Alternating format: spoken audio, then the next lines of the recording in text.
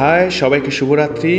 এবং এই রাত্রিকে আরও সুন্দর করে তুলতে আমি ভিজে রোহান চলে এসেছি তোমাদের ফেভারিট শো আড্ডা ঘর নিয়ে। তোমরা দেখছো তোমার স্বপ্নের ফেরিওয়ালা। আজকে রাতে আমি ভিজে রোহান তোমার সাথে আড্ডা দেবো একটা নতুনভাবে। সবাইকে বলে দিই প্রথমেই, আজকে আমাদের নতুন ব্রডকাস্টিং শো শুরু হচ্ছে, যেখানে তোমার প্রেমের গল্প আমরা পড়ে শোনাবো আমাদের গল্পের মাধ্যমে। তো আজকে আমাদের গল্প পাঠিয়েছে বর্ধমানে রাহুল দত্ত। সে লিখেছে, তখন আমি তাকে প্রথম দেখলাম। তার হাসি, চোখের মায়া, তার কথা বলার ভঙ্গি সব কিছুতেই ছিল একটা সুন্দর স্বপ্নের মতো।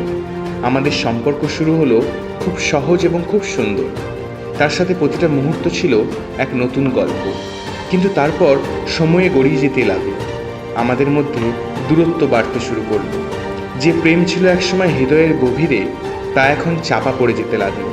সে অন্য জগতে আর আমি অন্য জগতে। মাঝে মাঝে আমি তাকে জিজ্ঞাসা করতাম, আমরা কি আগের মতো আছি? সে বলতো, হ্যাঁ আমি আছি। কিন্তু আমি জানতাম কিছু একটা বদলে গেছে। একদিন সে বলল, এখনও আর আগের মতো অনুভব করি না জানো।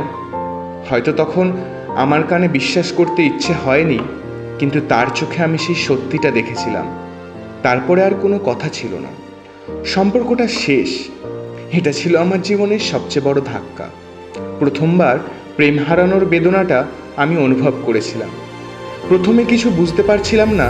রাতের অন্ধকারে চোখের জল নিয়ে ঘুমোতে যেতাম।